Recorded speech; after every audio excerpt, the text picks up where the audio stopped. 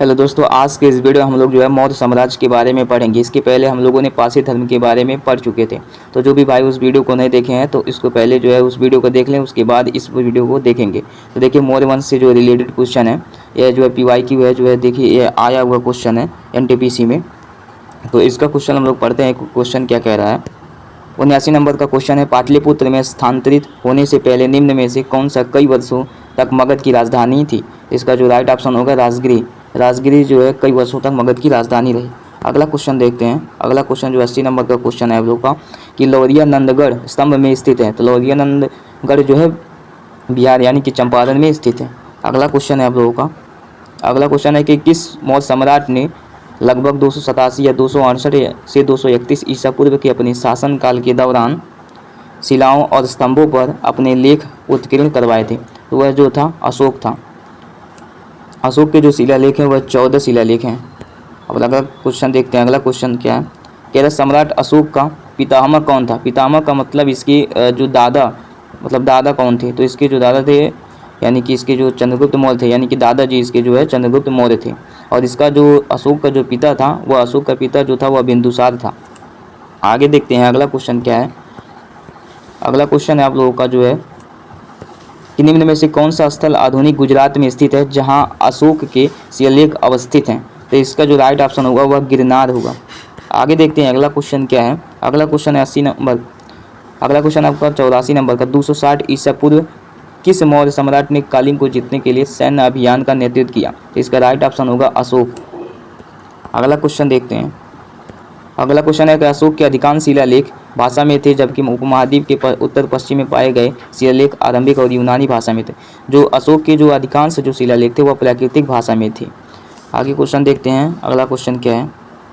अगला क्वेश्चन है, मौर्य शासन के दौरान निम्नलिखित में से किस प्रांत को कर्नाटक में सोने के खान का केंद्र माना जाता है। इसका राइट ऑप्शन होगा स्वर्णगिरी।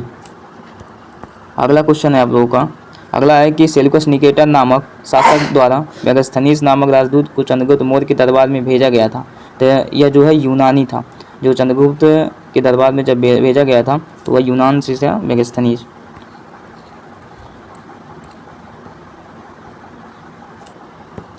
अगला क्वेश्चन है, मौर्य शासक अशोक द्वारा निर्मित सारनाथ सिंह चतुर्मुख से बना था। तो यह जो है बलुआ पत्थर से बना था। इसका राइट ऑप्शन बी होगा। अगला क्वेश्चन देखते हैं। अगला क्वेश्चन है, 326 ईसा पूर्व में भारत पर आक्रमण करने के लिए सिकंदर ने सबसे पहले निम्नलिखित में से किस नदी को पार किया। तो सबसे पहले सिकंदर ने सिंधु नदी को पार किया। और जो अशोक और सिकंदर के बीच जो लड़ाई हुई थी उसे हार्ड स्पीड के नाम से भी जाना जाता है। यह झेलम नदी के किनारे लड़ी गई थी। मध्य प्रदेश में भगवान बुद्ध के सम्मान में सम्राट अशोक द्वारा बनवाया गया बौद्ध स्मारक है, वह जो था राइट ऑप्शन आप लोग का होगा डी। सांची का स्तूप जो है अशोक ने बनवाया था। अगला क्वेश्चन देखते हैं। अगला क्वेश्चन है, सांची के स्तूप का निर्माण किसने कराया। तो सांची के स्तूप का निर्माण किसने कराया, अशोक ने कराया। अब अगला क्वेश्चन देखते हैं आप लोग का 92 नंबर का क्वेश्चन है, बौद्ध धर्म से संबंधित प्रख्यात भवन संरचना धार्मिक स्तूप का निर्माण मूलतः डैडस वंश के शासनकाल के दौरान कराया गया था। मतलब किस वंश के शासनकाल के दौरान कराया गया। तो इसका जो राइट ऑप्शन है मौर्य वंश। अब अगला क्वेश्चन देखते हैं। अगला क्वेश्चन है आप लोगों का जो है, बौद्ध संरचना धार्मिक स्तूप कहाँ पर स्थित है। तो इसका राइट ऑप्शन होगा ए, सारनाथ में स्थित है। 94 नंबर का प्रश्न है, तृतीय बौद्ध परिषद का आयोजन किसके द्वारा कराया गया था। तो इसका राइट ऑप्शन होगा अशोक के द्वारा कराया गया था। अगला क्वेश्चन देखते हैं। अगला क्वेश्चन है 95 नंबर का, चंद्रगुप्त मौर्य मौर्य वंश के संस्थापक थे। भारतीय इतिहास में उनके शासन के बारे में निम्नलिखित में से कौन सा कथन गलत है। तो इसका जो राइट ऑप्शन होगा लोग का बी वाला क्वेश्चन जो है गलत है, बाकी पहला सही है। उन्होंने सिकंदर से मुलाकात की और उनकी सेना में शामिल हुए ताकि वह मैसेडोनियन युद्ध कौशल को सीख सके। और तीसरा नंबर है, चंद्रगुप्त को पहले अखिल भारतीय साम्राज्य की स्थापना का श्रेय दिया जाता है। ये भी सही है और ये भी सही है। उसके बाद साम्राज्य के पुरातात्विक साक्ष्य कई कस्बों और राज्यों के अस्तित्व को दर्शाते हैं, जिसमें सबसे प्रमुख राजधानी पाटलिपुत्र रही। ये भी सही है, बल्कि दूसरा ऑप्शन जो आप लोग का गलत है।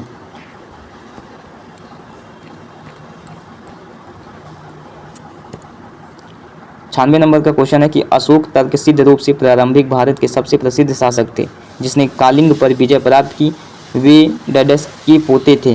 तो यह जो है चंद्रगुप्त मौर्य के पोते थे, क्योंकि अशोक जो है अशोक के पिता का जो नाम था वह बिंदुसार था और अशोक के जो दादा थे यानी वह चंद्रगुप्त मौर्य थे।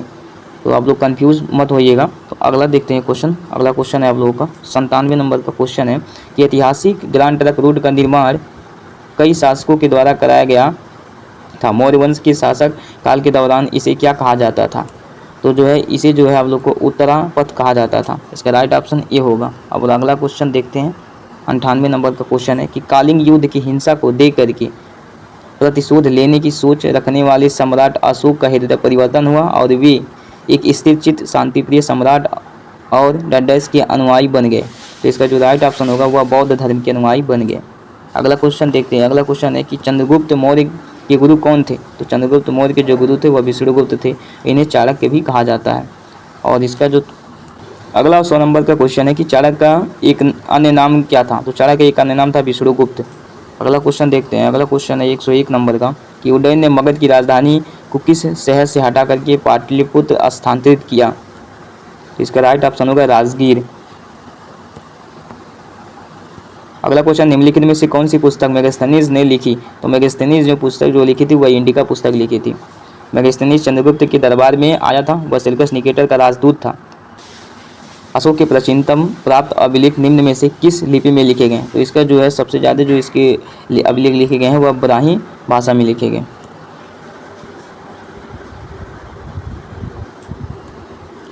इनमें से किसने मौर्य संप्रशासन में अध्यक्षों को विभिन्न विभागों के अधीक्षकों के रूप में उल्लेखित किया था? इसका राइट ऑप्शन होगा कौटिल्य।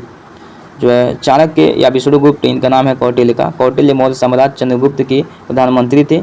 ये तक्षशिला विश्वविद्यालय में आचार्य थे। इनके द्वारा रचित जो पुस्तक थी अर्थशास्त्र, राजनीति, अर्थनीति आदि का एक महान ग्रंथ है। आगे देखते हैं 105 नंबर का जो क्वेश्चन है, अशोक के किस शिलालेख में कालिंग युद्ध में अशोक की विजय का उल्लेख किया गया है? इसका जो राइट ऑप्शन होगा आप लोगों का वह है 13वें शिलालेख में जो है इनकी विजय का उल्लेख किया गया है।